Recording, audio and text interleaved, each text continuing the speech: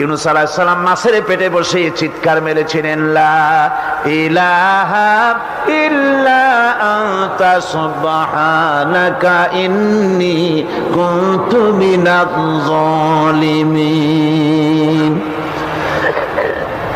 তিনি বলছিলেন, আয় আল্লাহ তাআলা, আমি তোমার প্রশংসা করছি, তুমি ছাড়া উপাস্য নাই, মাবুদ নাই। আমি তোমার পবিত্রতা ঘোষণা করছি, আমি তো জালিমদের অন্তর্ভুক্ত হয়ে গেছি। বাস এতটুকুন কথাই বলেছেন। আল্লাহ পাক বলছেন, ইউনূসের ডাক তো কেউ শোনে নাই, পানির মধ্যে কেউ শোনে নাই, জমিনের কেউ শোনে নাই, মহাশূন্যের কেউ শোনে নাই, কিন্তু মাছের পেটের ভেতরে থেকে গভীর অতল দরিয়ার তলদেশ থেকে মাছের পেটের ভিতরে বসে আমার ইউনূস যে ডাক দিল, ওই ডাক আমি আরশের মালিক আমি শুনতে পেয়েছি, আর সঙ্গে সঙ্গে জবাব দিয়েছি, ফাস্তাজাব